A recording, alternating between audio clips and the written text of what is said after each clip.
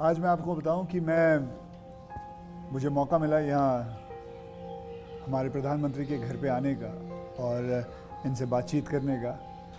तो मैं कोई पॉलिटिकल क्वेश्चंस नहीं लाया हूँ। मुझे जानना है कि as a person, as a human being, एक इंसान के नाते हमारे जो प्रधानमंत्री हैं वो कैसे हैं।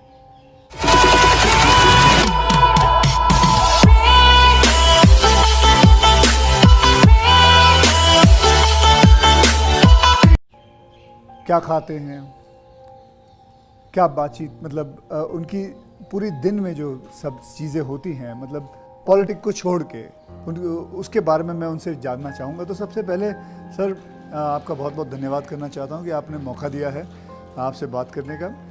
मुझे अच्छा लगा कि हम 24 घंटे राजनीति की बातों में ही उलझे रहते हैं, तो आपने हल्की फुल्की बातें और अपॉलिटिकल बातें करने के लिए इच्छा जताई है।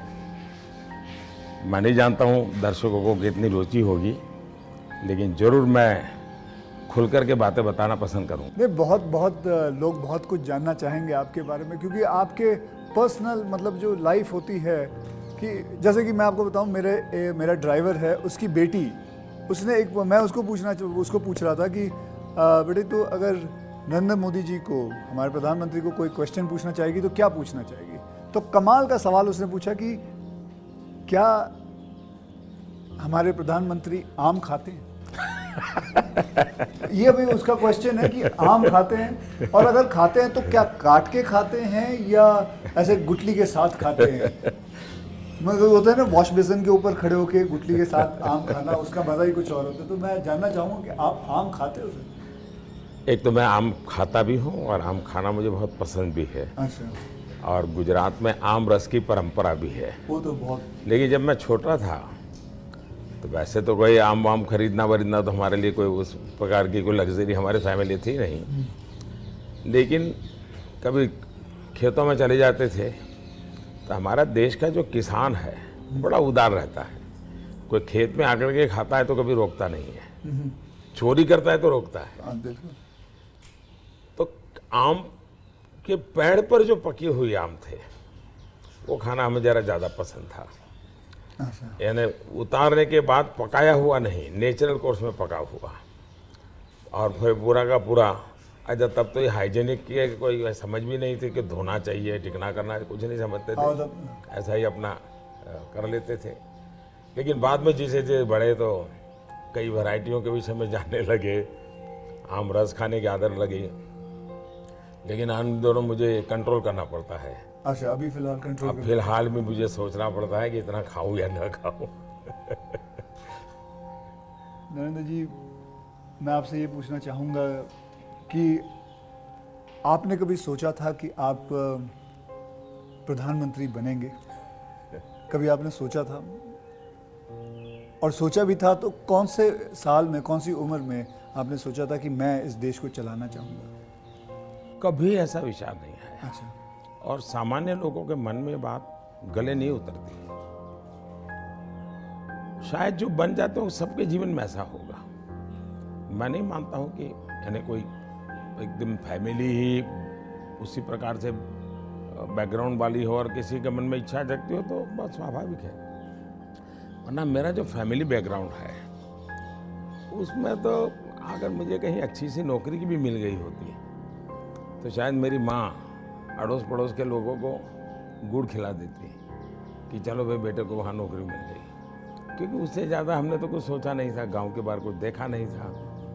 ये तो एक सी यात्रा चल पड़ी और देश मुझे लेता चला गया, तो अपने आप ही बनते चले गए। सब कुछ जिम्मेवारी आती गई।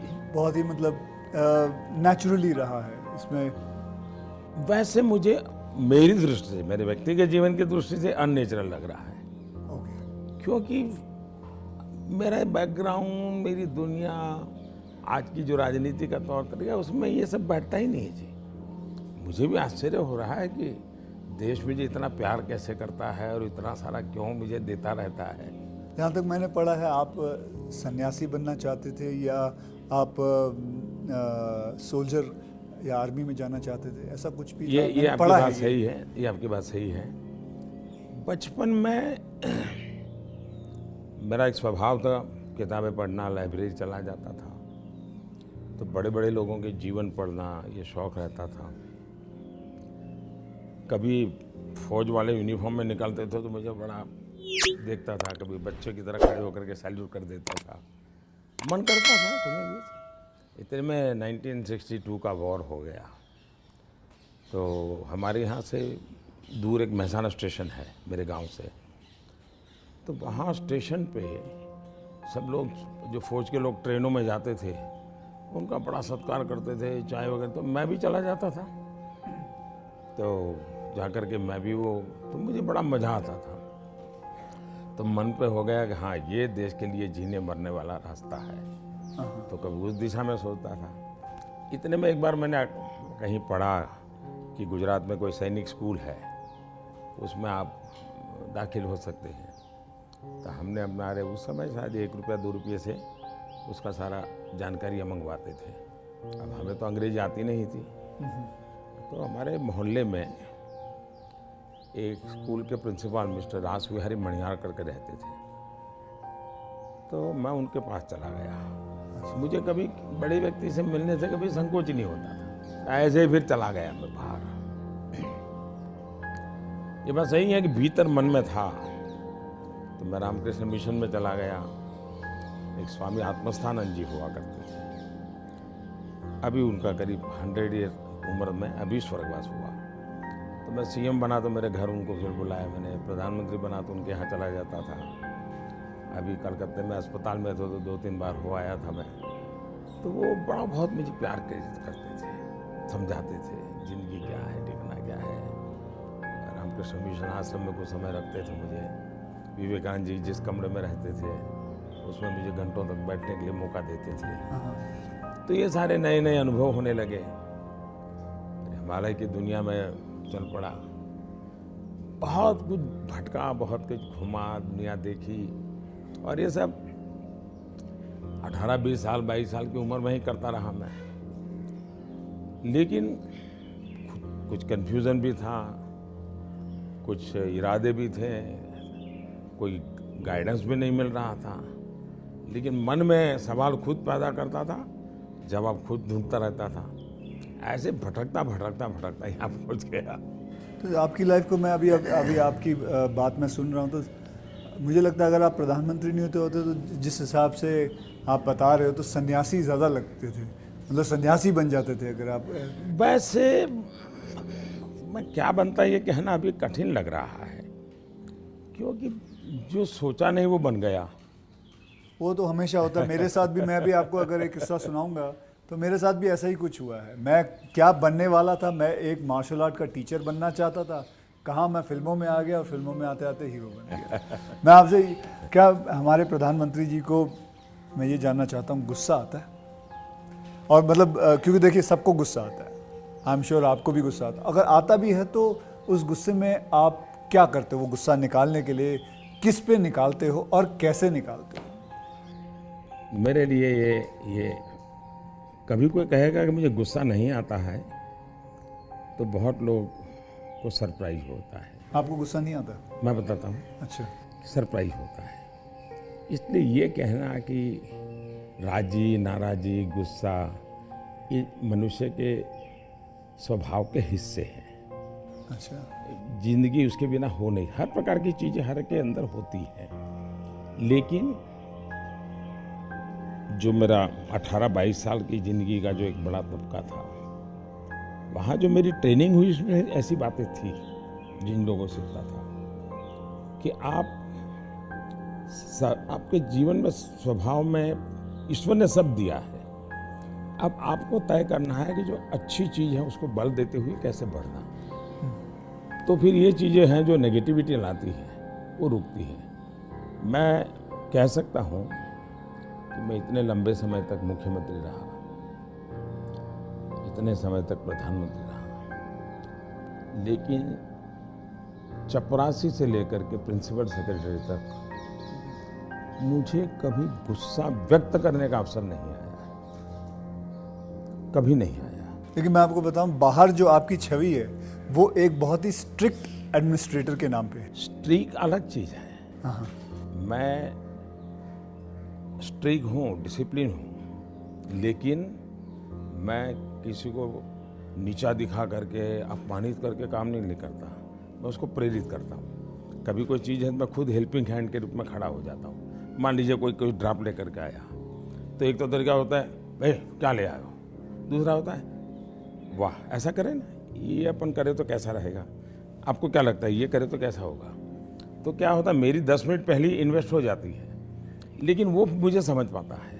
ओके। तो अगली बार जब वो आता है तो मुझे मेरा समय ही नहीं जाता, वो मेरी कल्पना के अनुसार चीज़ लेकर के आ जाता है।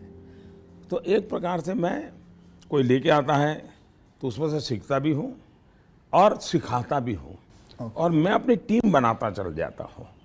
तो मेरे प्रेशर हैं, स्ट्रेस हैं, वो नीचे नीचे नीचे डिवाइड होते चले जाते हैं। ओके। तो मेरे पास कुछ बचता ही नहीं है। तो मतलब आपको इतना गुस्सा नहीं आता? मैं अंदर तो होता होगा, मैं व्यक्त तो करने से अपने आप को बहुत रोक लेते हो? होता क्या है जी, कभी मान लो एक मीटिंग में आपने गुस्सा कर दिया तो मीटिंग का एजेंडा वगैरह सब छूट जाता है। हर एक के मन पे वो 2-3 मिनट की समय रहता है, वही छाया रहता है, वो बहुत नुकसान करता है जी। तो मैं जैसे मुझे गुस्सा आता है तो मैं आपको बताऊं, गुस्सा एक निकालना बहुत अच्छी बात है। मैं छोटा मुँह और बड़ी बात, मैं आपसे बहुत छोटा हूं, और मैं कहूंगा कि आप है ना गुस्से को जो है अंदर ना रखें, उसे निकालें। जैसे मैं निकालता हूं, क्या करता हूं, एक बॉक्सिंग बैग घर पे रखा हुआ है, जितना हो सकता है सुबह 4:30-5 बजे मार लेता हूं और अपना गुस्सा निकाल लेता हूं, और फिर थक हार के बस, या कभी समुद्र किनारे चला जाता हूं और जोर से चीखता हूं, कोई भी नहीं होता है। नहीं, इसके लिए एक अलग तरीका है। अच्छा। मन की स्थिति के लिए। ओके। एक तो होता है चेहरे पर, बॉडी पे गुस्सा आना और शब्दों में व्यक्त होना। दूसरा होता है आपके इमोशंस को। मैं एक अपने अंदर एक चीज डेवलप की थी, ऐसी कोई घटना है जो मुझे पसंद नहीं आई है और मेरा मन करता है कि ऐसा क्यों हुआ।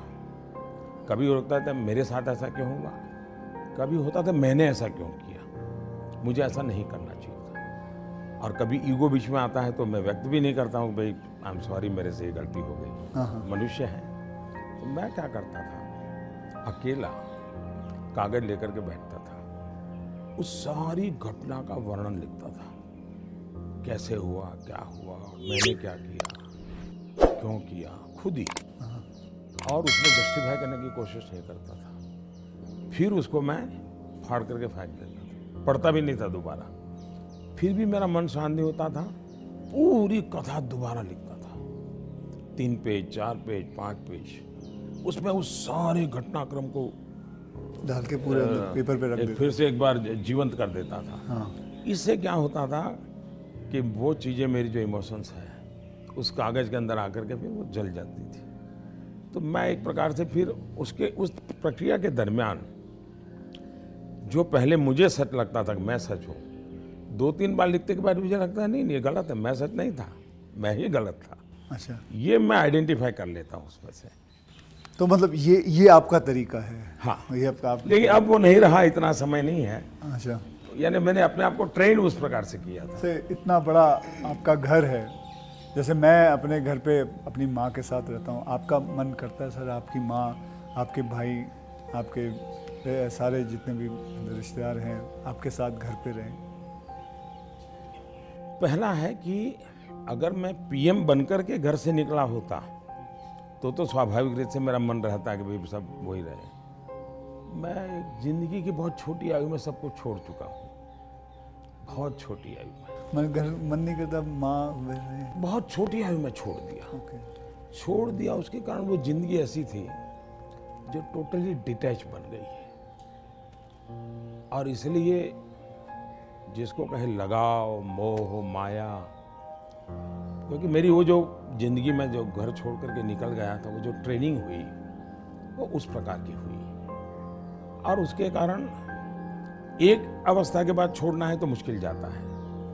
उस समय जब छोड़ा तब तकलीफ हुई होगी, लेकिन अब जिंदगी वो बन गई। लेकिन फिर भी कभी माँ को बुला लिया था मैंने, कुछ दिन उनके साथ बिताए थे मैंने, पर फिर भी जैसे मेरी माँ मुझे कहता है भाई तुम मेरे पीछे क्यों समय खराब करते हो, और मैं यहाँ क्या करूँगी तुम्हारे साथ रह के। मैं अपना चली जाती हूँ, मैं अपने पुराने गांव के जो लोग हैं कभी यहाँ मिलने आते तो बातें होती है, अपनी बातें होती, तुम्हारे साथ मैं क्या बात करूँ। तो स्वाभाविक है किसी का मन मेरे साथ नहीं लगेगा। तीसरा, मैं भी समय नहीं देता। जितने दिन माँ यहाँ रही मैं अपनी शेड्यूल में ही लगा रहता था, तो एक आध बार साथ में खाना खा लेता था, फिर मुझे भी कभी पेन होता था कि मैं रात को 12 बजे आता हूँ तो माँ को दुख हो रहा है कि ये क्या कर रहा है। मुझे अभी भी याद है, मैं आपसे जब पहली बार आपसे जब मैं मिला था, तो मैं गुजरात में आपसे पहली बार मिला था जब आप वहाँ सीएम थे। तो उस वक्त एक या दो मतलब मैंने आपको एक दो चुटकुले सुनाए थे और आपने भी मुझे एक चुटकुला सुनाया था। तो मैं ये जानना चाहता हूँ कि आपका ह्यूमर अब प्रधानमंत्री बनने के बाद इंटैक्ट है?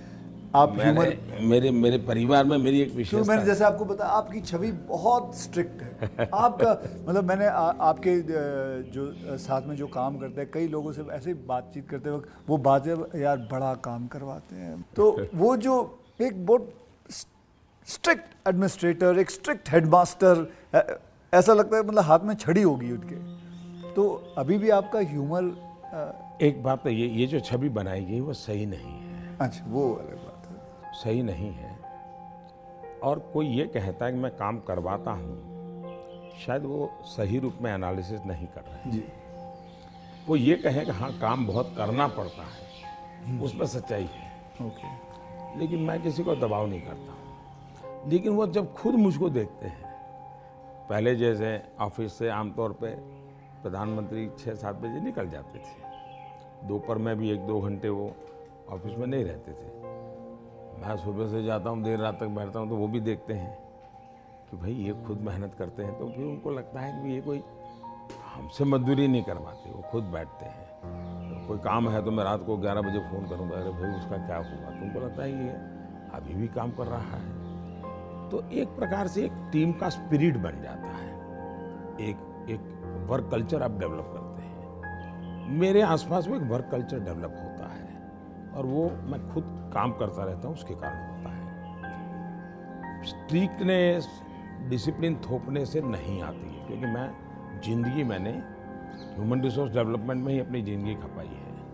आप लोगों को अच्छा झूठ बोल कर इम्प्रेस भी नहीं कर सकते हो लंबे अरसे तक। वो सब देखते हैं आपको कि या बात ऐसी करते हो, करते ऐसे हो, तो आप जैसे हैं वैसे रहो और उनसे काम करिए। हाँ, मैं काम के समय काम में रहता हूँ, इसलिए इधर उधर की बातें समय खराब नहीं करता हूँ मैं। दूसरा, मान लीजिए मैं मीटिंग कर रहा हूँ और कोई मोबाइल फ़ोन अपना समय बिगाड़ रहा है, तो मैं फिर उनकी तरफ जा, अच्छा बताइए अभी मैं जो विचार कह रहा था क्या हुआ, तो उनका ध्यान नहीं था, तो उनको लगता था मोबाइल फ़ोन में मैं ट्विटर देख रहा था। तो तब से मेरी मीटिंग में समझ गए कि मोबाइल फ़ोन नहीं जाना चाहिए। मैं किसी से भी मिलता हूँ, कोई भी व्यक्ति आएगा, मेरा कभी बीच में फ़ोन नहीं आता है। मैं किसी को नहीं कहता। मानता हूँ, मैं भी आपसे 2-3 बार मिला हूँ, आपने मतलब इट इज। तो ये मैंने डिसिप्लिन खुद के जीवन में लाया, तो सामने वाले को लगता है कि यार ये टोटली मेरे लिए डेडिकेटेड टाइम था, इन्होंने कोई उपयोग नहीं किया। इन चीज़ों का एक प्रभाव पैदा होता है। जहाँ तक ह्यूमर का सवाल है, मेरे परिवार में हमेशा एक कल्पना थी, कभी पिताजी राजी नाराज़ी हुए हो, कभी छोटी मोटी हो, तो हमेशा मैं पूरे माहौल को एक आधे मिनट में हल्का कर देता था। ये मेरा एक स्वभाव था। आज भी मुझे वो करने का मज़ा आता है, शब्दों से खेलना वगैरह। पर अब क्या हो गया है जी, हर चीज़ के अलग अर्थ निकाले जाते हैं, आधा अधूरा वाक्य उठा करके उछाल दिया जाता है। तो अब डर लगता है कि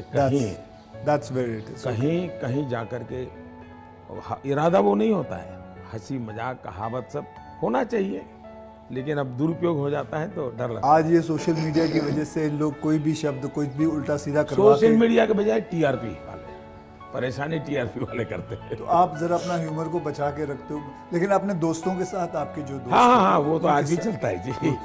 मेरी कैबिनेट मीटिंग का ब्रीफिंग होता है, तो मेरे जो जूनियर अफसर हैं, वैसे वो बेचारे संकोच करते हैं, क्योंकि उनके लिए ये जो एक ऑरा बना हुआ है दुनिया में, वो तो बड़ा अलग है। मैंने वो ऑरा रखा नहीं है, मैं दोस्ताना करता हूँ, मैं उनको चुटकुले सुनाता रहता हूँ कभी कभी। तो ऑपोजिशन पार्टी में आपके कोई दोस्त हैं? बहुत दोस्त हैं, बहुत अच्छे तो आप अभी भी उनके साथ कभी चाय पीना? बहुत अच्छे दोस्त हैं। हम लोग साल में 1-2 बार साथ खाना भी खाते हैं। अच्छा। हाँ, अब खैर वो फॉर्मल होता है, क्योंकि हम तो कैमरा में देखते हैं, हम तो मीडिया के साथ, मीडिया जो दिखाती है हम तो वही देखते हैं, हमको तो पता ही नहीं होता। बहुत पहले की बात है जी। तब तो मैं मुख्यमंत्री भी नहीं था, तो किसी काम से मैं शायद पार्लियामेंट गया था, और गुलाम नबी आज़ाद और मैं बड़े दोस्ताना अंदाज में गप्पे मार रहे थे। फिर हम बाहर निकलते तो मीडिया वालों ने पूछा, कह रहे यार आप लोग इतने पक्के दोस्त मारते हो, तो तुम तो बोले RSS वाले हो, एक गुलाम नबी से तुम्हारी दोस्ती कैसे? तो फिर गुलाम नबी ने अच्छा जवाब दिया। हम दोनों खड़े थे, कहा देखो भाई, बाहर जो आप लोग सोचते हो ऐसा नहीं है। शायद एक फैमिली के रूप में हम लोग जितने जुड़े हुए हैं सभी दल के लोग, हाँ। वो शायद बाहर कल्पना नहीं कर सकते। आपको हैरानी होगी, और वैसे मैं ये बोलूँगा तो चुनाव में मेरा नुकसान भी हो सकता है, लेकिन ये ममता दीदी हाँ। साल में आज भी मुझे 1-2 कुर्ते खुद सिलेक्ट करने जाती है, और मेरे लिए 1-2 कुर्ते भेजती है। अच्छा। that is something very big to know about. Sir अच्छा, वो मिठाई भी बांग्लादेश के प्रधानमंत्री हैं शेख हसीना जी, तो मेरा दौरा हुआ तो ऐसे ही बंगाली मिठाइयों की चर्चा चली, तो आज भी वो साल में 3-4 बार कोई न कोई बंगाली नई मिठाई होगी तो स्पेशली ढाका से मुझे भेज देती है। अच्छा। हाँ, स्पेशली बड़ा आग्रह करके। तो ममता दीदी को पता चला तो वो भी साल में 1-2 बार मेरे लिए कुछ न कुछ बंगाली मिठाई जरूर भेज देती है। मोदी जी, मैं आपसे एक बात जानना चाहूँगा। मैंने ये सुना है, जब मैं पिछली बारी आई थिंक पिछले साल मैंने ये सुना था कि जब आप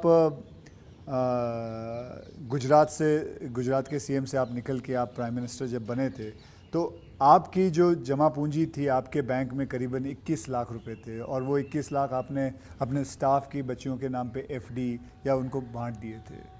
तो आज मैं जानना चाहूँगा, आप नहीं भी जवाब दे सकते हैं, आज आपका बैंक बैलेंस कितना है? एक तो ये आधी अधूरी बात है। अच्छा। आधी अधूरी इसलिए है कि जब मैं गुजरात से CM के रूप में निकला, वैसे मेरा कोई बैंक अकाउंट नहीं था। CM बनने के बाद MLA बना तो मेरा तनख्वाह आना शुरू हो गया। आपकी बैंक अकाउंट नहीं? उसके पहले नहीं था कुछ। अच्छा। हाँ। हाँ, एक बचपन में निकाला था, तो वो भी एक बड़ी लंबी कथा है।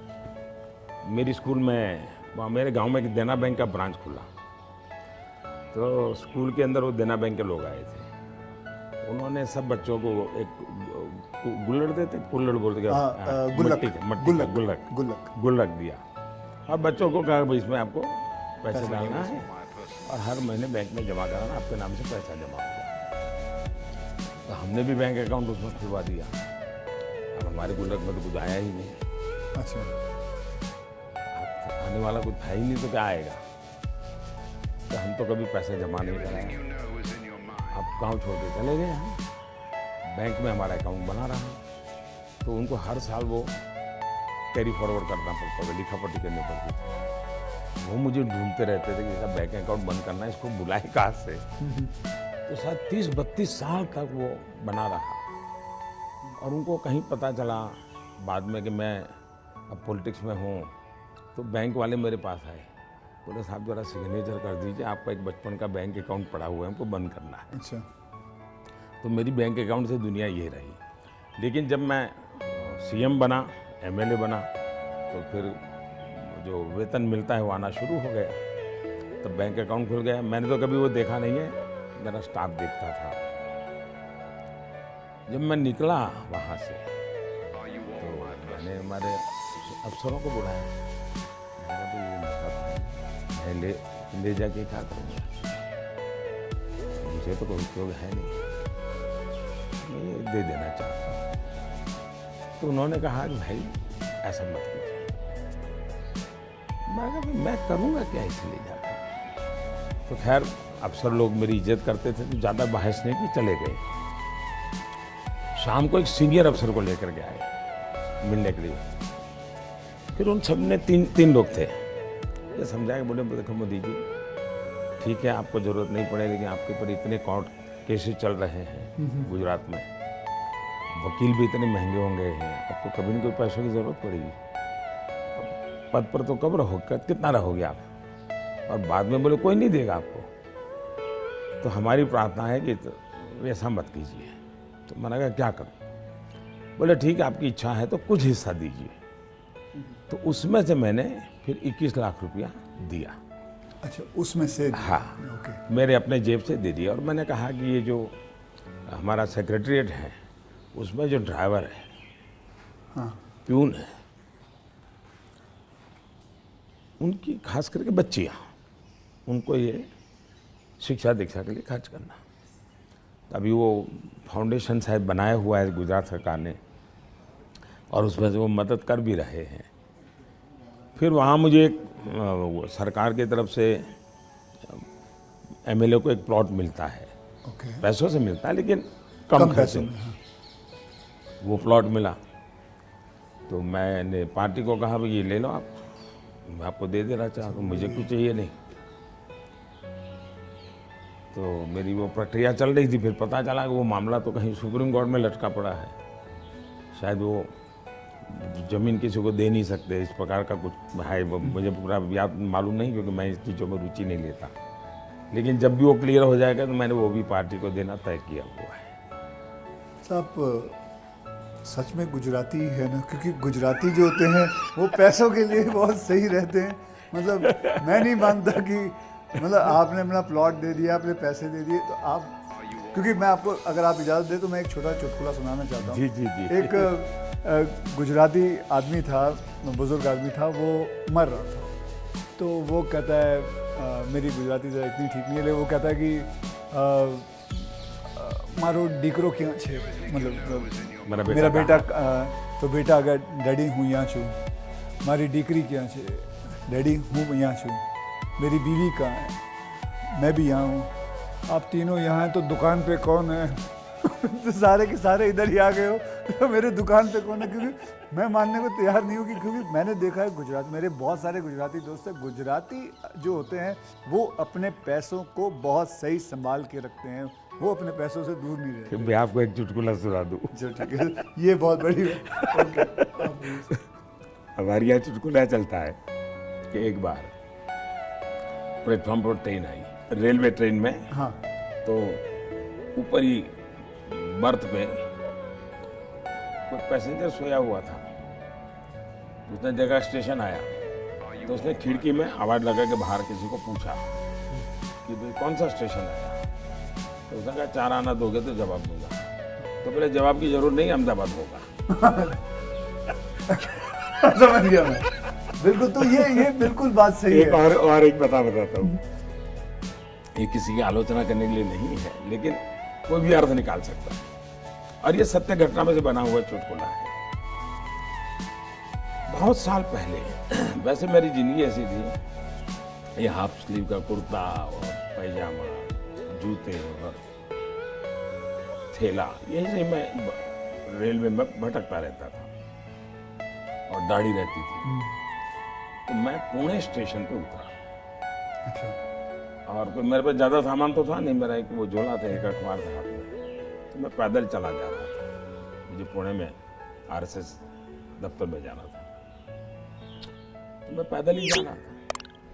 तो ऑटो रिक्शा वाला धीरे धीरे धीरे धीरे साथ चलता गया, फिर करीब 100-200 मीटर गया होगा, और उसने, मेरा ध्यान गया, मैं कही ऐसे कैसे चला रहा हो स्लोली मेरी स्पीड से।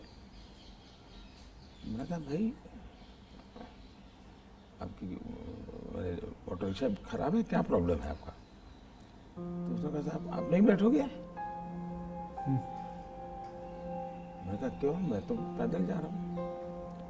तो बोले आप समाजवादी हैं? मैंने कहा नहीं, मैं तो अहमदाबादी हूँ। हाँ, तो मैंने कहा क्यों समाजवादी क्यों? ये बोले समाजवादी लोग, बोले हमारे पुणे के समाजवादी जो लोग हैं वो स्टेशन में पब्लिक के सामने ऑटो रिक्शा में नहीं बैठते हैं, दूर जाके गुपचुप बैठ जाते हैं। ऐसा क्यों? लोगों को इम्प्रेशन रहे कि वो मेहनत करते हैं, सादगी वाले हैं। ओके, अच्छा। तो बोले मुझे भी लगा शायद आप समाजवादी हैं तो औरों की तरह आप भी थोड़ी देर के बाद बैठ जाओगे। तो बोले इसलिए मैं चल रहा था। तो जब उसने मुझे पूछा आप समाजवादी हो तो मेरा तुरंत जवाब था मैं अहमदाबादी हूँ। आइए सर, एक थोड़ा चलते चलते बात करें आपसे।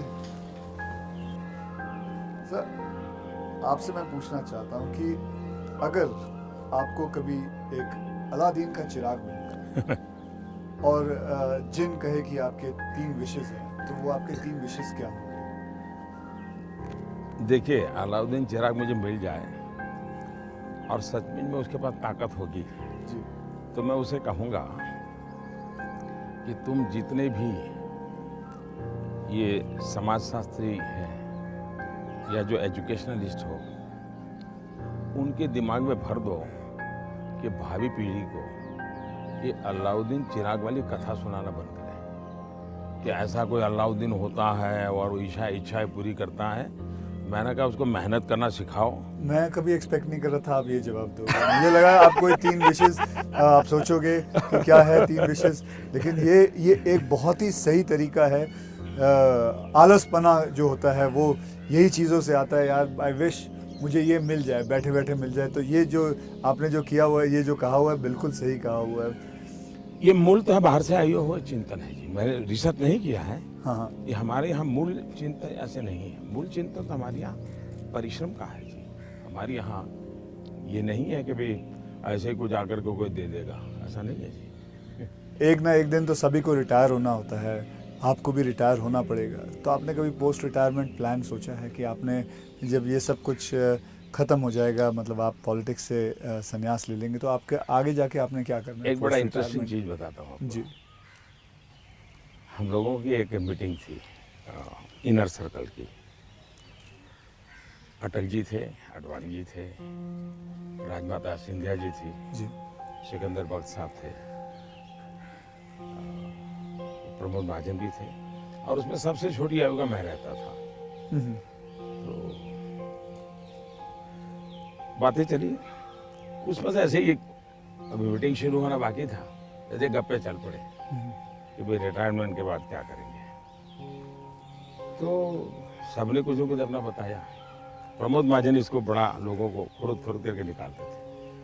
अच्छा, प्रमोद जी की व्यक्तित्व की विशेषता थी, उनका जीवन बड़ा विविधताओं से भरा था। अनेक प्रकार की एक्टिविटी से वो अपने आप को जोड़े रखते थे। मुझे पूछा, मैं कहा भाई मेरे लिए तो बड़ा कठिन है क्योंकि मुझे कुछ नहीं आता है, मैंने कभी इस सारी चीज़ों में सोचा ही नहीं। मैंने तो जब जो जिम्मेवारी मिले उसी को जिंदगी माना है, जिम्मेवारी ही मेरी जिंदगी है। अच्छा। और इसलिए मुझे कल्पना ही नहीं होती है कि मेरे इसमें समय बिताने के लिए कुछ करना पड़ेगा, मुझे अपने आप को एंगेज रखने के लिए कुछ करना पड़ेगा। और इसलिए मैं कभी नहीं मेरे मन में विचार आया और न ही मैं सोचता हूँ।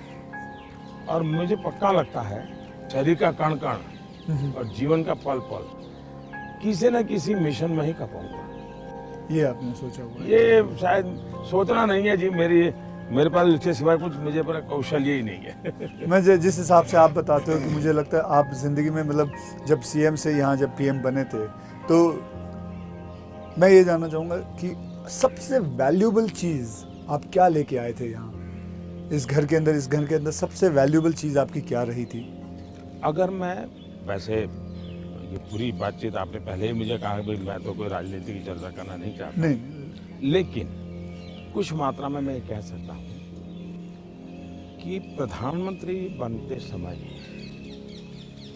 शायद और प्रधानमंत्रियों को ये बेनिफिट नहीं मिला है जो मुझे मिला है। देश में इतने प्रधानमंत्री हो गए जी। इतने प्रधानमंत्रियों को ये बेनिफिट नहीं मिला है जो मुझे मिला है। वो ये है कि मैं लंबे अरसे तक मुख्यमंत्री रह के आया हूँ और मैं गुजरात का लॉन्गेस्ट सर्विंग चीफ मिनिस्टर था। चीफ मिनिस्टर होने के नाते आपको बारीकियों से जुड़ना पड़ता है, बारीकियों से काम करना पड़ता है। आपको इश्यू आपके सामने सीधे आते हैं, सॉल्यूशन आपको सीधा करना पड़ता है। ये तजुर्बा शायद मेरे पहले के किसी प्रधानमंत्री को नहीं मिला। इतना सद्भाग्य नहीं मिला। देवगौड़ा साहब मुख्यमंत्री रहे थे, लेकिन बहुत अल्पकाल के लिए। मैं बहुत लंबा रहा हूँ। मैं समझता हूँ कि इसने मुझे देश की सेवा करने के लिए बहुत बड़ी संबल दिया, बहुत बड़ी ताकत दी है। ये मैं अपना एक मान सकता हूँ कि वहाँ से मैं लेकर के आया, ये जो देश के काम आ रहा है। आप जैसे मैं जानता हूँ, जैसे मैं आपके एक स्टाफ मेंबर से भी बात कर रहा था, आप 3 या 4 साढ़े 3 घंटे ही सोते हैं। मतलब 7 घंटे तो सोना एक अमूमन एक शरीर को चाहिए। आप 3.5 घंटे ही सोते हो। ये बात आपकी सही है। मेरे जो जितने मेरे साथी हैं, मेरे जानने वाले लोग हैं, या हमारे जो अब सरकार में आया हूँ तो डॉक्टर भी रहते हैं, उन सबका मेरे से एक ही आग्रह रहता है कि मेरी नींद में बढ़ाऊं। राष्ट्रपति ओबामा जब मुझे मिले तो वो भी सबसे पहले मेरे से इसी के में उलझ गए। बोले, मोदी जी क्यों ऐसा करते हैं? बोले, हम दोनों अच्छे दोस्त हैं जी। तू तारी करके बुलाते हैं एक दूसरे को, तो तू ऐसा क्यों करता है? मुझे आज पता नहीं है, ये तेरा नशा है काम का, तुम करते रहोगे, लेकिन तुम अपना नुकसान कर रहे हो। और वो जब भी मिलते हैं तो तुम मेरी बात मानते हो कि नहीं मानते हो, कि नींद बढ़ाई कि नहीं बढ़ाई। अब पता नहीं मेरा एक बॉडी साइकिल ऐसा हो गया है। मतलब आपको नींद आती ही नहीं है 3.5-4 घंटे के बाद? नहीं, नींद जो है मेरी इतने कम समय में पूरी हो जाती है। स्ट्रेस की वजह से तो आप उठ नहीं जाते हो कि अब मुझे काम नहीं करना नहीं है? नहीं नहीं नहीं, मैं इतना नॉर्मली देखा है आपने कि कोई भी व्यक्ति उठता है तो हाथ पैर इधर उधर करता है, आंखें ऐसे ऐसे करता है। मेरा कुछ नहीं, आंख खुलती है, फ्रिक्शन ऑफ सेकंड मेरा पैर जमीन पे होता है, मैं उठ जाता हूँ। हाँ। उठता मैंने बिस्तर पे उठता वैसा नहीं, बिस्तर से भी बाहर होता बाहर हो हूँ। जाता है। अब ये हो सकता है वो मेरी जो 18-22 साल के कालखंड में जिस जिंदगी को मैं जी रहा था, जी। उसमें से शायद ये डेवलप हुआ है। अब वो मेरे शरीर का वो हिस्सा बन गया है। तो अच्छा। लेकिन मैं, जैसा आपने कहा रिटायर्ड होने के बाद क्या करोगे, तो पहला काम मैं नींद कैसे बढ़ाऊं, हाँ। इस पर सोचूंगा। कहाँ बैठोगे आप? आ जाओ। आज आपके सारे कागज पड़े हैं अच्छा, शायद। कोई बात नहीं, आ जाओ। तो आपको कभी, मैं ये जानना चाहूँगा, वैसे कई लोग जानना चाहेंगे कि नरेंद्र मोदी जी को जब जुकाम लगता है तो वो क्या लेते हैं? आप हैरान होंगे, मैं बहुत ही, फिर वही कहूँगा, मैं ऐसी कठिन जिंदगी जी करके आया हूँ। तो डॉक्टर क्या होता है, ये महंगी दवाइयाँ क्या होती हैं, सोफिस्टिकेटेड क्या होता है, वो सब आप आयुर्वेदिक भी बहुत विश्वास करते मैं बताता हूँ। आयुर्वेद के बजाय कैसी जिंदगी है। अब आप जब पहाड़ चढ़ते हैं तो पैर तो दर्द करते ही हैं। कितनी आंधी हो, लेकिन ऊंचाइयों पर जाते हो तो अब जो अकेला इंसान है वो क्या करेगा? मालिश वाले को तो कुछ नहीं करा ऐसे सकता, वैसे किसी तो को होते नहीं है, क्या फिजियोथेरेपी नहीं करा सकता, हाँ। मसाज नहीं करवा सकता। अब मैं क्या करता था जी, मेरे कंधे में हमेशा एक ये जो असम का गमछा होता है ना, हाँ। ये गमछा मेरे पास रहता था ऐसा। तो मैं जैसे उसको ऐसे पैर पे बांध देता था पूरा, और बीच में एक छोटी लकड़ी तोड़ करके पैर से लगा देता था। फिर इसको मैं कर्व करता था, अच्छा। तो प्रेशर आता था। ऐसा पूरे बॉडी को मैं अपना मसाज खुद ऐसा तरीका रखता था। तो ऐसी चीज़ें मैं इवॉल्व करता था अपने लिए। मैं बहुत साल पहले कैलाश यात्रा पर गया था पैदल। टोटल यात्रा करीब 1000 किलोमीटर का था, पैदल गया। कुछ और भी लोग थे, बड़े धनी लोग भी वहाँ कभी कभी यात्रा में आते थे। अब बहुत बड़े बड़े महंगे वो चमड़ी बचाने के लिए सब लेकर के आए हुए थे। मेरे पास तो था, मेरे पास कैस्टर ऑयल था, और वो भी रॉ, सीधा वो घानी से निकाला हुआ, तो उसकी स्मेल भी बहुत खराब होती है। तो मैं उसी को लगाता था। अब ये लोग 5वें 6ठे दिन मुंह नहीं धो सकते थे, क्योंकि उनकी चमड़ी जल करके चीर करके लटक गई थी, तो वो बड़े परेशान रहते थे। तो मुझे कुछ नहीं होता था, बोला मैं तेज तनाव रहता था। तो मुझे पूछने लगे कि आप क्या करते हो? बोला कहा, कुछ नहीं भाई, कैस्टर ऑयल लगाता हूँ मैं। तो रात को हम जब पहाड़ चढ़ करके रात्रि मुकाम होता था, ये मेरे पास आ जाते थे, हर को एक एक बूंद कैस्टर ऑयल मेरे से ले जाता था। जुकाम होता है, देखो मैं गर्म पानी पूरा समय पीता हूँ, गर्म पानी, गर्म पानी। उसमें दूसरा, कोई शहद या कुछ? कुछ नहीं, सिंपल गर्म पानी। दूसरा, हो सके तो फास्टिंग करता हूँ। अच्छा। फास्टिंग यानी एकदम से सिवाय पानी कुछ नहीं, एक दो दिन 24 घंटे 48 घंटे, ज़्यादा नहीं करना पड़ता। तीसरा, ये सरसों का तेल होता है, उसको थोड़ा गर्म करके रात को 2-3 बूंद डाल देता हूँ। जलन बहुत होती है, लेकिन ये मेरा 1-2 दिन में क्लियर कर देता है। तो ऐसे ही जीने की आदत है। मैं कुछ चीज़ें करता हूँ, वो मैं पूछना चाहूँगा आपसे। मैंने चीज़ फॉलो की है, जिसको कहते हैं कि 7-12-5 × 40, यानी 7 बजे मैं ब्रेकफास्ट कर लेता हूँ, 12 बजे मैं अपना लंच खा लेता हूँ और 5 बजे डिनर खा लेता हूँ। और × 40 यानी कि जब भी एक गस्सा खाता हूँ उसे 40 बार चबाना है। तो ये मैंने अपने शास्त्रों में पढ़ा है, कई लोगों से बात की है, तो आप इससे सहमत हो? बिल्कुल सहमत हूँ, और ये बिल्कुल सही रास्ता आपने चुना हुआ है। हमारे देश में मूल आदत यही है। हाँ, ये वेस्टर्न जो वर्ल्ड आया, उसने फिर धीरे धीरे इसमें ये बदलाव किया कि लोग, वरना हमारा किसान आज भी गांव में सूर्यास्त के पहले, नहीं लेना सर? मैं नहीं लेता, नहीं, सूर्यास्त के पहले थैंक यू। खाना खा लेता है।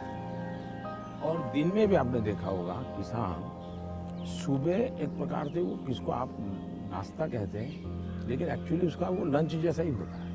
हाँ, वो काफ़ी मात्रा में बड़े बड़े रोटी और सब्जी या चटनी कुछ लेकर के खेत चला जाता है। दिन में थोड़ा सा लेकर के उसकी पत्नी सर पे कुछ रख करके जाती है। वो पूरा भोजन नहीं होता है, हाँ, हाँ। थोड़ा होता है। ये आज भी हमारे देश में परंपरा है।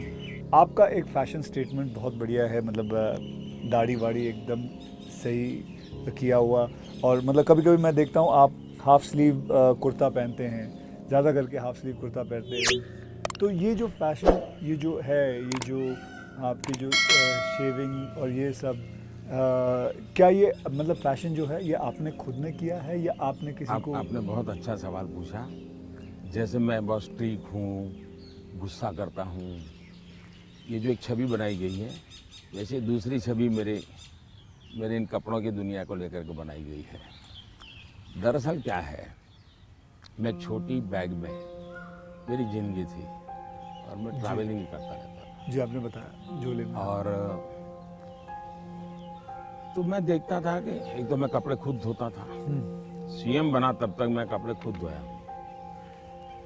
ओके। कभी मैंने कपड़े, तो फिर मैंने कैसे सोचा कि लंबी बाहें रखता हूँ तो मुझे इतना ज़्यादा धोना पड़ता है। दूसरा मेरे बैग में वो जगह ज़्यादा लेता है, तो मैंने खुद ही काट दिया था। अच्छा, वो जगह ज़्यादा लेता है इसलिए आपने इसको मैंने काट दिया था। ओके। अब वो बात, वो फैशन बढ़ गया जी। ये बात सही है कि मैं ढंग से रहना, ये मेरी प्रकृति थी।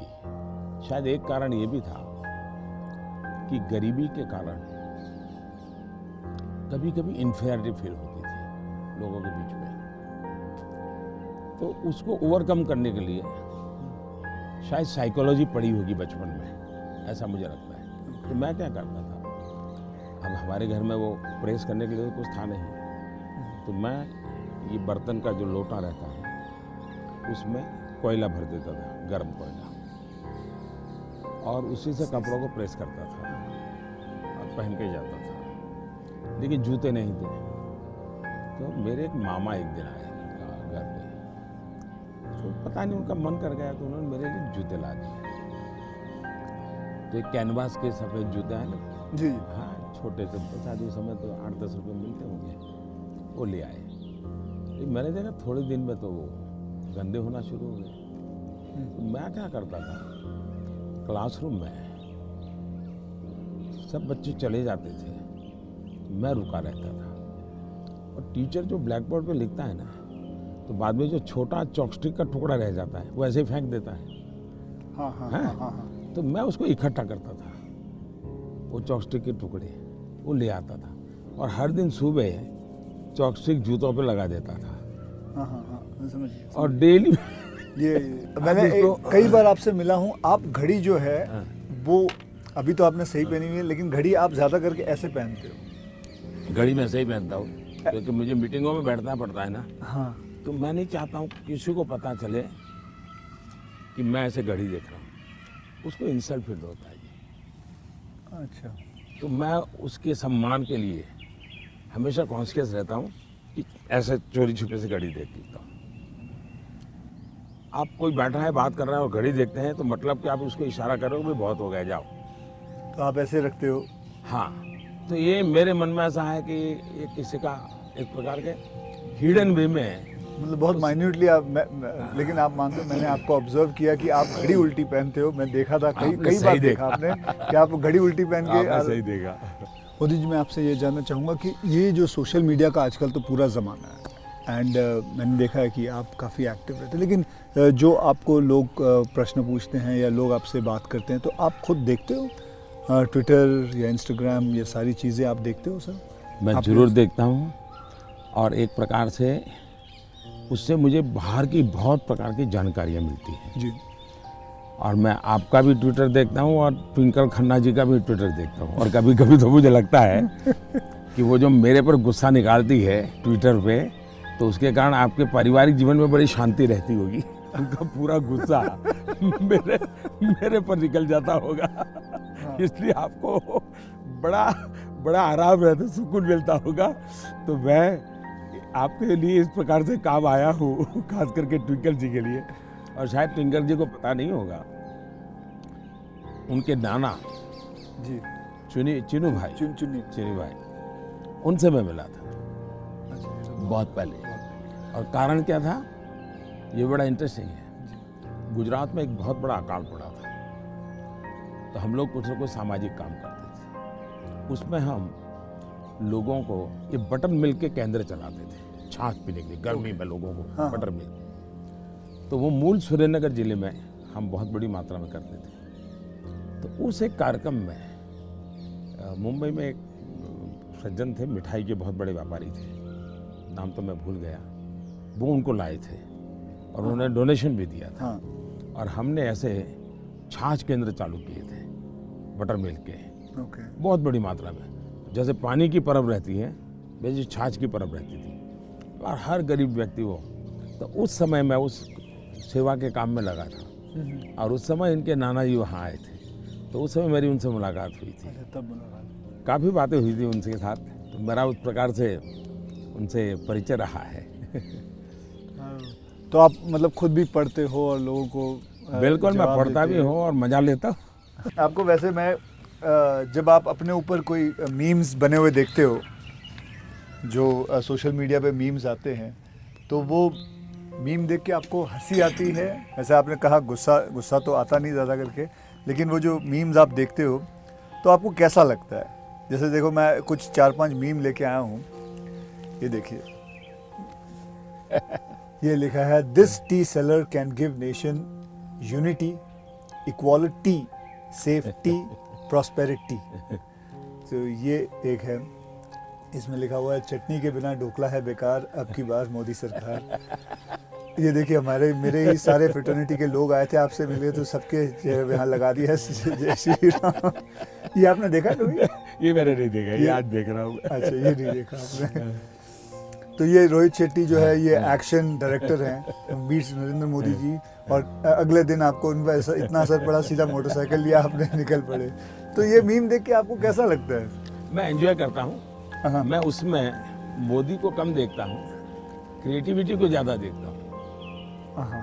तो मुझे उस क्रिएटिविटी के प्रति, यानी मेरा घोर भी विरोध होगा, ये बड़ा मजा आता। क्या बड़े सटीक तरीके से कहा उसने। मतलब बहुत अच्छी क्रिएटिविटी उनकी है, मतलब क्या सोचते हैं ये लोग, और यूं झटके में सोचते हैं। हाँ, फ्रिक्शन ऑफ सेकंड जी। मैं आपको बताऊं, आप और मैं भी बात कर रहे हैं, जब सोशल मीडिया का ये सबसे बड़ा बेनिफिट मुझे ये है कि मुझे कॉमन मैन की जो सेंस है, हाँ उसकी जो क्रिएटिविटी है, उसका एनालिसिस है, ये समझने में बड़ा, वरना क्या होता है, ये बनी बनाई लोगों की जो परोसी हुई चीज होती थी, जी 5 स्टार फूड जैसा होता था वो, ये एक प्रकार से फुटपाथ पर का जो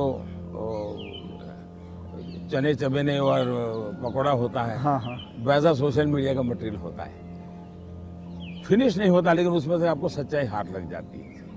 मैं तो ये वेट कर रहा हूँ जब ये आएगा तो इसके ऊपर भी बड़े मीम्स बनेंगे, हाँ, इसके ऊपर भी बड़े मीम्स बनेंगे। तो आप तो खैर तैयार है, मैं मुझे मेरे लिए पहली बार होगा ये, मतलब कुछ लोग होते हैं इंटेंशन से आपको चुभे इसलिए करते हैं, जी जानबूझ करके। उस समय आपने अपने आप को संतुलित रखने से उसके सारे इरादे फेल हो जाते हैं हाँ हाँ और वो उसकी नींद हराम कर देते हैं। अगर आप उसको रिएक्ट करते हैं, रिस्पॉन्ड करते हैं, तो उसको मजा आ जाता है। लेकिन देखा छोड़ दिया तो उसकी नींद खराब है। मैंने इतनी मेहनत की, इतना मोदी जी के बाल नोचने वाली चीज की, मोदी को कोई हो ही नहीं रहा है, तो वो परेशान हो जाता। हाँ, फिर वो अपना बंद भी कर देता है थोड़ी देर बाद। ये भी बात सही है। बस सर, आपसे बात करके मुझे बहुत बहुत मज़ा आता है। आपसे मैं 2-3 बार पहले भी मिल चुका हूँ और आज मुझे मौका मिला है आपसे वार्तालाप करने का, आपसे बातचीत करने का, तो बहुत अच्छा लगता है।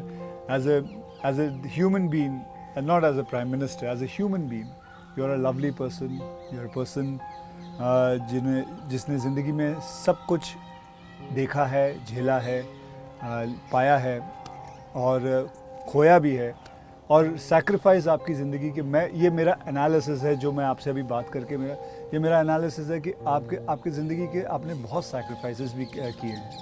सो we are glad, I am glad that मुझे ये मौका मिला है आपसे बातचीत करने का। क्या आप मंथली आपकी जो सैलरी में से कुछ आप अपनी माता जी को भेजते हैं? ऐसा है कि हमारी माता जी खुद मुझे देती है आज भी। अच्छा, वो भेजते हैं? आज देती है। जैसे जब भी मिले जाऊंगा तो ₹1.25 वो पक्का मेरे हाथ में देती है आज भी। अच्छा, और वो हमसे कभी अपेक्षा नहीं करते, कभी अपेक्षा नहीं करते, उनको जरूरत भी नहीं है। दूसरा, शायद मैं एक ऐसा मुख्यमंत्री भी रहा और एक ऐसा प्रधानमंत्री रहा हूँ, मेरे परिवार का कोई खर्चा सरकार पर नहीं, वरना बाकियों को परिवार का मेडिकल हेल्प मिलता है, सब मेरे परिवार कुछ लेता नहीं, कुछ नहीं। मैंने, हाँ ये बात है, बिल्कुल बिल्कुल। तो ये एक प्रकार से, लेकिन इसका मतलब ये नहीं कि कोई माँ के प्रति लगाव नहीं है, ऐसा नहीं है, लेकिन जीवन ही ऐसा बन गया है कि मैंने अपने आप परिवार, पूरा देश को अपना परिवार बना लिया है, इसी में लगा रहता हूँ, यही काम करता रहता हूँ। मोदी जी, मैं ये जानना चाहूँगा कि आपको मतलब बचपन में ऐसा कौन सा खेल था जो आप खेलते थे? मैं बचपन में संघ की शाखाओं में जाता था। अच्छा। संघ की शाखाओं में बड़े अच्छे वैज्ञानिक खेल होते हैं। अच्छा। बड़े वैज्ञानिक, जिसमें टीम स्पिरिट आए, जिसमें जैसे एक खेल होता है, ये सब सर्कल में बैठते हैं, फिर जो हमारा लीडर होता है वो पूछता है कि आपकी राइट साइड पे जो बैठा है उसकी एक क्वालिटी बताओ। ओके। अब है तो खेल, लेकिन आपको उसके कारण कॉन्शियसनेस आता है कि हाँ भाई दूसरे के गुणों को देखना चाहिए। अब खेलते खेलते ही डेवलपमेंट होता है इंसान का, और इसलिए मुझे बचपन में संघ की शाखाओं में खेलों के द्वारा टीम स्पिरिट क्या होती है, रिस्पॉन्सिबिलिटी शेयर करना क्या होता है, ये खेल है संघ में, बहुत बढ़िया खेल है। वो परंपरागत खेल है, कोई संघ वालों ने ढूंढे ऐसा मैं नहीं कह रहा, ये बहुत बहुत काम आते हैं। दूसरा, मैं योगा से ज़्यादा जुड़ गया, फिजिकल एक्टिविटी ग्रुप में कहे तो, लेकिन मैं इंडिविजुअल खेल के बजाय ग्रुप वाले खेल को हमेशा पसंद करता रहा, क्योंकि वो एक प्रकार से आपके व्यक्तित्व को अलग से डेवलप करते हैं। जो इंडिविजुअल खेल होता है वो आपको एक अलग प्रकार का डेवलपमेंट करता है, वो गलत करता है ऐसा मैं नहीं कह रहा, लेकिन अलग प्रकार का। टीम के अंदर खेलने से अलग प्रकार का होता है, आपको एडजस्ट करना पड़ता है, आपको साथ चलना पड़ता है, आपको किसी की लीडरशिप करनी होती है, आपको सबॉर्डिनेट को संभालना होता है। तो जिंदगी जीने के लिए ग्रुप वाले गेम्स खेलने चाहिए। इंडिविजुअल कितना ही हम बड़े चल जाए, लेकिन ग्रुप वाले खेल जरूर खेलना चाहिए, ये मेरा मत है। जी, आपने कभी गुल्ली डंडा खेला? बिल्कुल खेलता था गुल्ली गांव डंडा में। खेलते? हाँ, हमारे यहाँ गांव में खेलते थे। फिर कंचे खेलते थे? हाँ, लेकिन ज़्यादातर मैं तैरने के लिए चला जाता था, मुझे पानी पसंद था, अच्छा। तैरने के लिए चला जाता था। दो कारण थे, एक तो मेरे परिवार के सारे कपड़े मैं धोता था, परिवार के सभी सदस्य। अच्छा। तो तालाब में ही पानी था, तो हम तालाब में चले जाते थे, तो उसके कारण स्वाभाविक मेरा स्विमिंग सीख गया, तो मैं बहुत घंटों तक स्विमिंग कर लेता था। हाँ। तो मेरे शरीर के जो अगर मूलभूत कहेंगे डेवलपमेंट, बॉडी डेवलपमेंट जिसको कहें, वो शायद स्विमिंग से हुआ है। वो गांव वाला स्विमिंग जो जी जी, समझ गया। अपने गांव में तालाबों में, नहर हो गई, तालाब हो गया वहाँ हाँ, की। उसी में। मुझे अभी याद है जब आपका मैंने एक यूनाइटेड नेशन में एक पहली जो स्पीच देखी थी आपकी, आई थिंक 2014 में दी थी। मैं प्रधानमंत्री बना और सितंबर में गया था। सितंबर में गए थे। तो आपने जब आपने इतने सारे स्पीचेस दिए हैं हिंदुस्तान में, तो वो आपका पहला स्पीच था जो वर्ल्ड वाइड पूरी दुनिया। तो वर यू नर्वस? क्या मेरे प्रधानमंत्री नरेंद्र मोदी जी नर्वस थे उस दिन? मेरा प्रॉब्लम ओवर कॉन्फिडेंस था। अच्छा, उल्टा था? उल्टा था। और हुआ क्या कि मैंने मन में सोचा था कि ये मेरा फ्रेमवर्क रहेगा बोलने का। जब जहाज में यहाँ से जा रहा था, हमारे अफसरों ने मुझे ब्रीफिंग भी किया था। जब मैं अमेरिका पहुँचा तो हमारी फॉरेन मिनिस्टर सुषमा जी, उनकी मीटिंगें ज़्यादा होती थी तो उनको पहले जाना पड़ता है, तो पहले गई हुई थी। तो पहुँचने के बाद ही मेरा कोई दूसरे दिन कार्यक्रम था, तो मेरा नेचर है, मैं होटल से उतरता हूँ तो पहले मीटिंग ही कर लेता हूँ। तो ब्रीफिंग के लिए सब बैठे थे, तो सुषमा जी ने पूछा कि साहब आपका भाषण वगैरह, मैंने कहा कर लेंगे क्या है। तो वो अड़ गई। उन्होंने बड़ा आग्रह किया कि बोले साहब ऐसा नहीं चल सकता। अच्छा, अक्सर लोग बोल नहीं पाते थे मुझसे, किसी ने मुझे कहा भी नहीं था। यहाँ एक्सटेम्पो भाषण नहीं करना चाहिए, बोले लिखित स्पीच होना चाहिए। कभी मैं तो न कुछ किसी को लिखने के लिए कहा है, न मैंने लिखा है, मैं तो हर जगह वैसे ही करता हूँ। खैर काफ़ी दिन हमारी आधा घंटा तक बहस होती रही, लेकिन उन्होंने बिल्कुल पकड़ कर कहा नहीं साहब इसमें आपकी नहीं चलेगी, आपको मानना पड़ेगा। क्या करेंगे? मैंने कहा मैं अपना बता देता हूँ मुझे क्या बोलना है। तो मैंने वहीं पर उस दिन मैंने कहा इसके आधार पर आप बना दीजिए। फिर वो स्पीच तैयार हुई। अब मुझे स्पीच प्रॉब्लम नहीं था, पढ़ना ही प्रॉब्लम था। मतलब पढ़ना यानी पढ़ कर के बोलना, वो मैंने कभी आपको देखा मुझे नहीं है। बहुत दिक्कत होती है जी, बहुत दिक्कत होती है। मेरा थॉट प्रोसेस इतना तेज चलता है, तो मेरा वो पहला भाषण जो है, हाँ। वो पढ़ कर के मैं किया हूँ। यानी एक्चुअली पढ़ रहा हूँ मैं, आपने देखा होगा मेरे हाथ में हाँ। कागज है। तो ये अच्छा, सबसे पहले मुझे नेपाल प्रधानमंत्री बनने के बाद तो वहाँ भी मैं एक्सटेम्पो बोल दिया था, और वो भाषण आज भी मशहूर है जी। आज भी मशहूर है भाषण। नेपाल में पहला भाषण था। तो एक्सटेम्पो वाला भाषण आपका हमेशा मैंने कभी वैसे देखा नहीं तो आपको मेरे लिए फिर वो ये इस प्रकार की जो मीटिंगें होती हैं उसमें ये बहुत आवश्यक हो गया। बाद में मुझे भी ध्यान में आया कि भाई ये देश का मसला होता है, कोई इधर उधर शब्द न चला जाए। तो फिर खैर मुझे उस डिसिप्लिन को फॉलो करना चाहिए। लेकिन मेरे पहले भाषण का मेरा अनुभव ये है। ठीक है, ये अच्छा। फिल्में देखते हैं? अभी नहीं देख पाता हूँ। लास्ट फिल्म कौन सी थी? लेकिन मेरे गांव में एक थिएटर था जी। और मेरा एक दोस्त था दशरथ करके, उसके पिताजी थिएटर के बाद सिंह चना बेचते थे। अच्छा। और हम गांव वाले उनको लक्ष्मण भाई थिएटर वाला बोलते थे। वो बेचते थे तो चना से, तो उनसे हमारा परिचय था। तो हम वहाँ जाके बैठते थे, और अगर थिएटर में दर्शक कम है और जगह बची है तो फिर वो थिएटर के बाहर ही बैठते थे। तो मालिक को कह देते कि जरा इन बच्चों को बिठा दो ना। तो फिर वो मुफ्त में हमको थिएटर में जाने का मौका मिल जाता था। वो लक्ष्मण भाई जो सिंह चना बेचते थे उनके कारण। तो मैं और हमारा वो दोस्त है दशरथ, तो हम दोनों जाके बैठ के मूवी देखते थे। तो बचपन में मूवी देखने का यही एक हमारा तरीका था। बाद में तो ज़िंदगी ऐसी बन गई तो कोई मौका नहीं मिलता।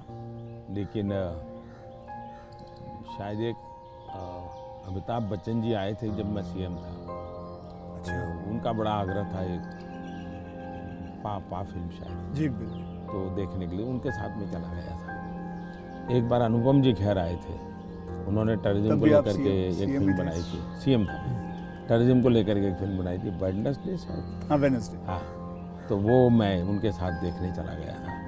तो ऐसा कुछ हुआ है, लेकिन वो भी ज़्यादा लेकिन नहीं, अब पीएम बन के बिल्कुल नहीं, अब तो आपके बिल्कुल वक्त भी नहीं मिलता होगा। बिल्कुल नहीं कर अब पाया। आपने बिल्कुल ज़रा नहीं सा कर भी पाया।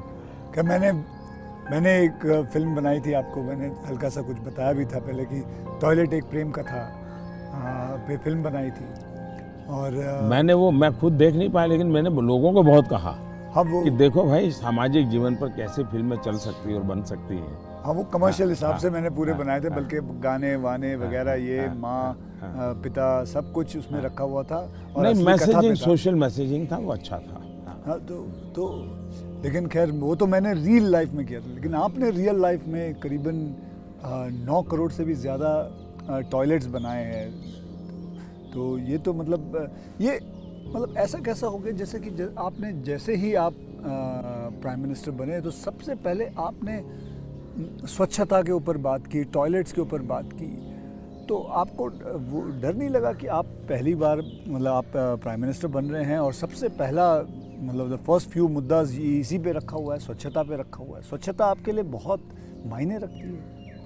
मैं मेरे जीवन में मैंने गांधी जी वगैरह जो पढ़ा है, और कुल मिला के मैं देखता हूँ कि हमारे देश में बीमारी, गरीबी, इन सब की चीज़ों के साथ हेल्थ बड़ा सबसे बड़ा विषय है। लेकिन प्रिवेंटिव हेल्थ के लिए 2 चीज़ें मैं देखता हूँ, एक स्वच्छता और एक फिटनेस।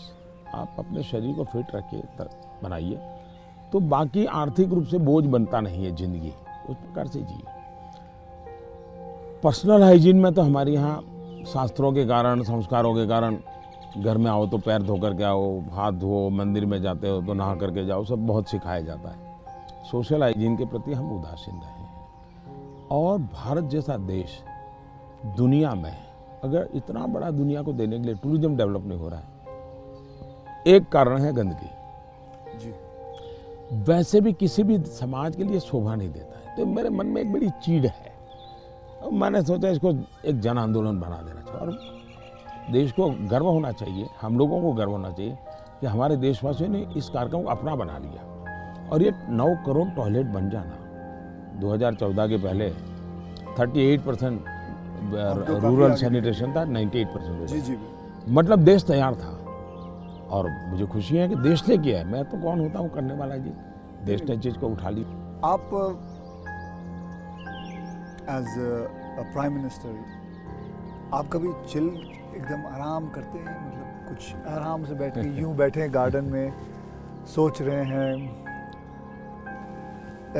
बस ऐसे ही कुछ नहीं, चिल आउट के लिए क्या करते मेरी एक आदत है, मुझे अब कर नहीं पाता हूँ, लेकिन मेरा बड़ा स्वभाव रहा है। एक तो मुझे सुबह 5 बजे चाय पीने की आदत है, हैं? बिना शक्कर? चीनी में लेता मैंने नहीं, देखा हाँ भी। चीनी लेता नहीं, अच्छा नहीं लेते। मुझे कोई प्रॉब्लम नहीं है, लेकिन आदत नहीं लेता हूँ। दूसरा, मुझे शाम को 6 बजे, दिन में किसी के साथ कटसी के लिए बैठ गया, थोड़ा ले लिया 2 घूंट, तो अलग बात है, चाय की आदत नहीं है। लेकिन शाम को 6 बजे मुझे चाय की आदत है, ऐसा लगता है मेरी बॉडी रिक्वायर कर रही है। लेकिन वो मुझे तब मज़ा आता है, मैं छत के नीचे नहीं हूँ, सीधा आसमान से मेरा संपर्क होना चाहिए, खुले में बैठा हूँ, अकेला बैठा हूँ, और वहाँ आराम से चाय पीता हूँ, ये मुझे बहुत पसंद आता है। और वो जगह कौन सी है यहाँ? यहाँ भी मैं कर लेता हूँ, और मेरे ऑफिस के उसमें भी कर लेता हूँ। अच्छा। लेकिन जो साउथ ब्लॉक का ऑफिस है वहाँ संभव नहीं है, वहाँ तो एकदम से वो बंद कमरा है।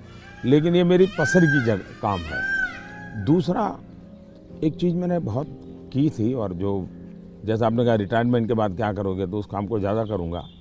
पहले मैं रेगुलर करता था, मैं कभी दिवाली नहीं मनाता था जी। अच्छा नहीं। मैं दिवाली में 4-5 दिन कहीं चला जाता था, और 5 दिन के लिए मेरी जो रिक्वायरमेंट रहती थी, पानी वगैरह, वो साथ ले लेता था, और वो भी मैं उठा के ले जाकर उतना ही। और मैं पहले रिसर्च करके रखता था, कहीं जंगलों में कोई जहाँ इंसान ना हो, लेकिन पीने के लिए शुद्ध पानी अवेलेबल हो। ऐसी जगह ढूंढता था और वहाँ जाके मैं रहता था। कभी पेड़ के नीचे, क्या कोई खंडहर कोई मिल गया तो उसमें पड़ा रहता था। अच्छा, उस समय में तो टीवी वगैरह तो थे ही नहीं, रेडियो भी मैं साथ नहीं रखता था, ना अखबार, ना कुछ नहीं, कागज पेन भी नहीं, किताब भी नहीं, कुछ नहीं। और 5 दिन मैं ऐसे ही अकेला रहता था, प्रकृति को देखना। एक प्रकार से मेरा वो कार्यक्रम का नाम था, मैं मुझसे मिलने जाता हूँ। मैं मुझसे मिलने जाता हूँ, ऐसा है मेरा। वो मेरी जिंदगी में बहुत बड़ी ताकत देने वाली चीज़ है। तो कई वर्षों तक अब नहीं कर पाता हूँ, अब तो क्या SPG वगैरह ऐसा कवर हो गया है, जिंदगी अलग हो जाती है, लेकिन बहुत सालों तक मैंने किया है और मैं उससे बहुत ताकत पाता था और जो विचार आए आने देता था। किसी विचार को टिकना है तो टिकना, कुछ लिखता भी नहीं था, ऐसे ही रहता था। तो यही मेरा एक तरीका रहता था। आपका मेरे में कॉमन यही है कि आप चाय बेचते थे और मैं जी वेटर था। दोनों के आप और मेरे में ये भी है कि हम दोनों के कोई गॉडफादर नहीं थे, हम अपनी ज़िंदगी अपने टर्म्स और कंडीशंस पे बनाई है बस। तो ये रहा है। जब मैं चाय बेचता था बहुत कुछ सीखने को मिला मुझे, बहुत लोगों से मिलने का मौका मिलता था, हर एक के स्वभाव को समझता था। बिना कारण जो चाय पीने वाला है गुस्सा करता था, डांट देता था, तो इन चीज़ों को सीखने में बहुत काम आया। लेकिन एक चीज़ मैंने बहुत मज़ेदार है मेरी ज़िंदगी की, मैं जब लोगों से हिंदी में बात करता हूँ तो बहुत सरप्राइज करते। मुझे हमारे सिकंदर बख्श साहब थे, बीजेपी के लीडर, वो मुझे हमेशा कह रहे हैं, यार मोदी तू इतनी बढ़िया हिंदी कैसे बोल लेता है, तू तो बोले गुज्जू है, ये तेरा मुरारजी, वो दोस्त था ना, है तो बहुत बढ़िया आयु के थे, बोले तेरा मुरारजी इतने साल तक यहाँ रहा लेकिन उसको हिंदी बोलना नहीं आता है, ऐसा मुझे। तो उसका कारण ये था कि मैं चाय बेचता था तो मेरे गांव में ये जो ट्रेनें तो बहुत कम आती थी, लेकिन ये जो मालगाड़ी होती है, जो माल ढोती है, वो ज़्यादा आती थी। और मुंबई में जो भैंसों का तबेले रहते हैं, उसके जो दूध बेचने वाले लोग हैं, वो क्या करते हैं, दूध जब भैंस देती है तब तक मुंबई में रखते हैं, बाद में वो गांव में आके छोड़ देते हैं। वो भैंसों को लाना ले जाना एक बड़ा कारोबार चलता था। तो वो आते थे और वो बेचारे घास वास उसी में भरते थे, उसी में रहते थे और भैंसों को ले जाते थे। एक व्यक्ति आएगा तो 3-4 दिन रहना पड़ता था। हम उनको चाय चाहिए, हम चाय देते थे। उनसे बातें करते करते मैं हिंदी सीख गया। अच्छा, फिर वो क्या करते थे, अपना म्यूजिक की कुछ चीज़ें ले आते थे, तो शाम को वो चौपाइयाँ वोपाइयाँ अपना भजन कीर्तन करते रहते, तो मैं कभी जाके बैठ जाता था। तो मुझे उसके कारण नॉर्थ के कल्चर से परिचय आया। तो एक प्रकार से चाय ने मुझे ये लैंग्वेज सिखा दी। तो आप ये जो सॉन्ग की बात आई, आप कभी कोई हिंदी गाना गुनगुनाते हो? गुन तो गुनगुनाना तो नहीं होता है, लेकिन मैं जब चाहता तो मेरे मन पे जो कुछ गीत है, ज्योति कलश चल के, या ये पवन वेग से उड़ने वाले घोड़े, ऐसे जो गीत थे बहुत पुराने, तो बहुत अच्छे लगते थे। आज के कोई गाने नहीं गुनगुनाते? आज तो पता ही नहीं मुझे, आज तो पता ही नहीं मुझे। मुझे आपसे बात करके चलिए, देश के लोगों के लिए काम आएगा कुछ बातें। नहीं ये बहुत सारी चीज़ें काम में आएंगी, इसमें बहुत सारी चीज़ें। लेकिन मुझे अच्छा ये लगा कि ये चुनावी आपाधापी तू मैं के बीच ये भी एक कुछ पल होता है। तो जो आप पूछते हैं ना कैसे रिलैक्स होते हो, ये भी तरीका है रिलैक्स होने का। बहुत रिलीफ